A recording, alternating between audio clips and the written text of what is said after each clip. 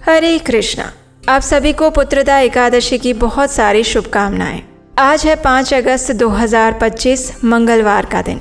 इस समय श्रावण मास भी चल रहा है और इसलिए आज श्रावण मास की पुत्रदा एकादशी के साथ साथ मंगला गौरी का व्रत भी किया जाएगा। ये व्रत माता पार्वती की प्रसन्नता के लिए श्रावण मास के प्रत्येक मंगलवार के दिन किया जाता है। तो ऐसे अत्यंत शुभ अवसर पर उपलब्ध है आज हमारी पुत्रदा एकादशी, जिसे पवित्रोपना एकादशी के नाम से भी जाना जाता है।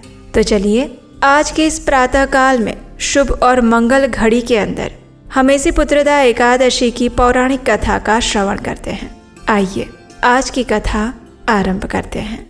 अब जैसा कि आप जानते हैं, युधिष्ठिर महाराज सहित 5 पांडव भगवान श्री कृष्ण के परम भक्त थे और वे सभी सदैव भगवान के मार्गदर्शन में रहते थे। इसी कारण अनेक समस्याओं के बाद भी उन्हें भगवान श्री कृष्ण का संरक्षण और प्रेम निरंतर प्राप्त होता रहा। युधिष्ठिर महाराज ने अत्यंत विनम्रता से भगवान के समक्ष जिज्ञासा प्रकट की और कहा, हे मधुसूदन, कृपया आप मुझे श्रावण मास के शुक्ल पक्ष में आने वाली एकादशी के विषय में बताएं।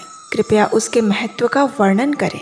युधिष्ठिर महाराज की जिज्ञासा को देखते हुए भगवान श्री कृष्ण ने उत्तर दिया, हे राजन, श्रावण मास के शुक्ल पक्ष में आने वाली इस एकादशी को पवित्रा या पवित्रोपना एकादशी के नाम से जाना जाता है। इसकी कथा का केवल श्रवण करने से ही व्यक्ति को अश्वमेघ यज्ञ का फल प्राप्त होता है। अब मैं आपको इस परम पवित्र पवित्रोपना एकादशी की पौराणिक कथा सुनाता हूँ। ध्यान पूर्वक सुनिए। द्वापर युग के प्रारंभ में माहिष्मती पुरी नाम के राज्य में माहिजिता नामक एक राजा राज्य करते थे। राजा माहिजिता अत्यंत दयालु, परोपकारी, धार्मिक और बुद्धिमान थे। वे अपनी प्रजा का पालन अपनी ही संतान की तरह करते थे और संपूर्ण राज्य में सुख समृद्धि का वास था। लेकिन राजा के निजी जीवन में एक ऐसे दुख की छाया थी जिसे अनेक प्रयासों के बाद भी वे हटा नहीं पा रहे थे, और ये दुख था निसंतान होने का दुख।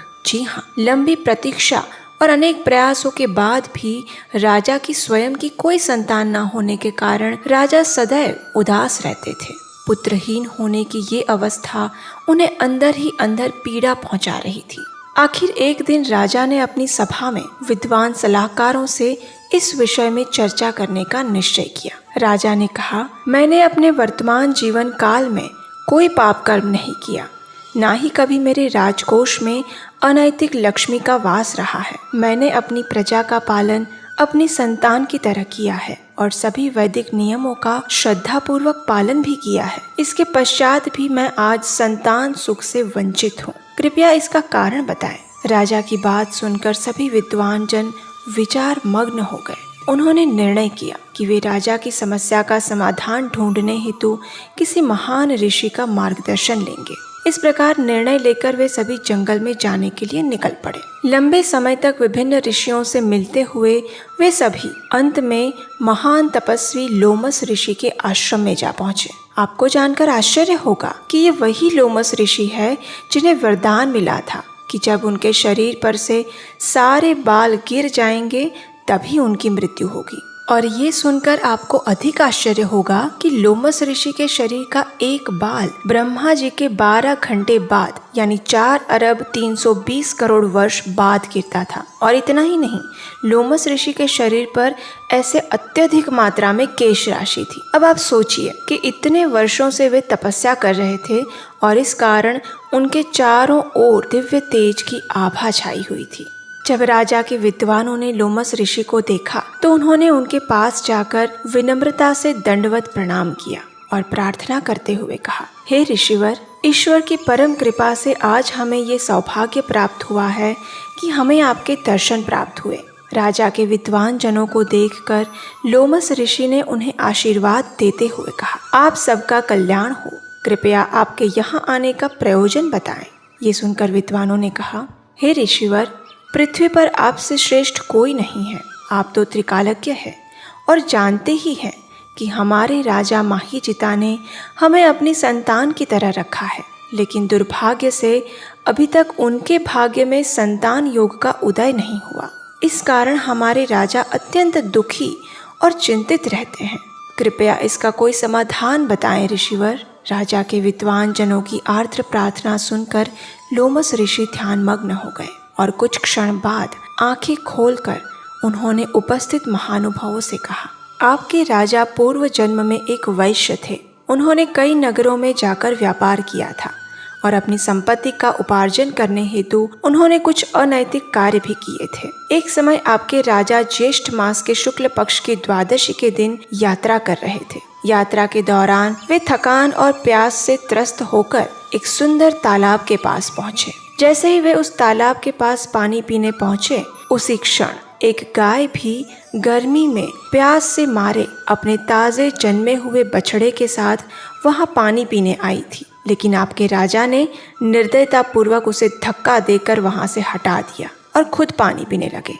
हालांकि राजा ने पिछले जन्म में अनेक पुण्य कर्म भी किए थे, इसलिए इस जन्म में उन्हें धन धान्य से संपन्न राज्य प्राप्त हुआ, लेकिन गाय के प्रति किए गए अपराध के कारण वे निसंतान रहे। ये सुनकर विद्वानों ने ऋषि से प्रार्थना करते हुए कहा, हे ऋषिवर, हमने सुना है कि पूर्व जन्म में पाप कर्मों को पश्चाताप द्वारा समाप्त किया जा सकता है, तो कृपया आप इसका कोई प्रायश्चित बताएं। ऋषि ने कहा, श्रावण मास के शुक्ल पक्ष में पुत्रदा या पवित्रा एकादशी आती है। इस दिन राजा को और समस्त प्रजाजनों को एकादशी का पालन करना चाहिए। दूसरे दिन आप सभी प्रजा एकादशी से जो पुण्य अर्जित होता है उसे राजा को अर्पित कर दे। इस पुण्य फल से राजा पूर्व जन्म के पाप से मुक्त हो जाएंगे। ऋषि की बात सुनकर हर्षित विद्वानों ने ऋषि को प्रणाम किया और वापस अपने राज्य में आकर राजा को ये समाचार सुनाया। श्रावण मास के शुक्ल पक्ष में जब पवित्रा एकादशी आई तो राजा ने अपने परिवार तथा समस्त प्रजा के साथ मिलकर एकादशी व्रत का श्रद्धा और निष्ठा पूर्वक पालन किया। अगले दिन द्वादशी को प्रजा ने अपना पुण्य फल राजा को अर्पित किया। इस पुण्य के प्रभाव से कुछ ही समय में रानी ने गर्भ धारण किया और निश्चित समय पर एक सुंदर और तेजस्वी पुत्र को जन्म दिया। कथा का समापन करते हुए भगवान श्री कृष्ण ने युधिष्ठिर महाराज से कहा, इस प्रकार इस एकादशी को पुत्रदा एकादशी के नाम से भी जाना जाता है। जो भी व्यक्ति इस एकादशी के दिन श्रद्धा पूर्वक इस कथा का श्रवण करता है और एकादशी व्रत का पालन करता है, उसे निश्चित ही एक सुयोग्य पुत्र की प्राप्ति होती है और जीवन के अंत में वह स्वर्ग लोक को प्राप्त करता है। तो चलिए, यदि आपको इस एकादशी कथा से लाभ हुआ है और वैदिक साहित्य की रसधारा को जन जन तक पहुंचाने के हमारे इस अभियान में यदि आप हमें आर्थिक सहयोग देना चाहते हैं, तो अगली एकादशी वीडियो के लिए आप हमें स्क्रीन पर दिए गए नंबर पर आर्थिक सहायता भेज सकते हैं। आपका सहयोग हमें तो प्रोत्साहित करेगा ही, लेकिन वैदिक सभ्यता का प्रचार करने का पुण्य फल आपको भी अवश्य प्राप्त होगा। चलिए अब बात करते हैं एक गुड न्यूज़ की। आखिर 3 साल बाद फिर एक बार हम आपके लिए वही विशेष आत्मसात कोर्स लेकर आ रहे हैं। हमारी लाइफ की प्रैक्टिकल प्रॉब्लम्स का रियलिस्टिक सॉल्यूशंस भगवत गीता से कैसे मिल सकता है, यही चीज़ हम सीखेंगे 18 सत्रीय इस आत्मसात कोर्स के अंदर। ये कोर्स सिर्फ महिलाओं के लिए है। Women can register themselves. उसका लिंक नीचे डिस्क्रिप्शन बॉक्स में दिया गया है और हम आपको विश्वास दिलाते हैं कि इस कोर्स को करने के बाद आपको भगवत गीता से जुड़ी हुई ऐसी शिक्षाएं और ऐसी इंसाइट्स मिलेंगी जिसके बारे में ना आपने कभी सुना होगा और ना सोचा होगा। महिलाओं के लिए ये कोर्स बहुत ज़्यादा यूनिक, प्रैक्टिकल और बेनिफिशियल होने वाला है। तो जल्दी से अपने आप को और अपने फ्रेंड्स को इस कोर्स के लिए रजिस्टर करने के लिए प्रेरित करें। यदि आपको ये वीडियो अच्छा लगा है तो इसे लाइक ज़रूर कीजिए और अपने अन्य मित्रों और स्नेहीजनों के साथ शेयर भी कीजिए। तो चलिए, भगवान गोविंद की अत्यंत प्रिय ऐसी पवित्रोपना एकादशी का निष्ठापूर्वक और श्रद्धापूर्वक पालन करते हुए अपनी आध्यात्मिक यात्रा को आगे बढ़ाते हैं। हरे कृष्णा।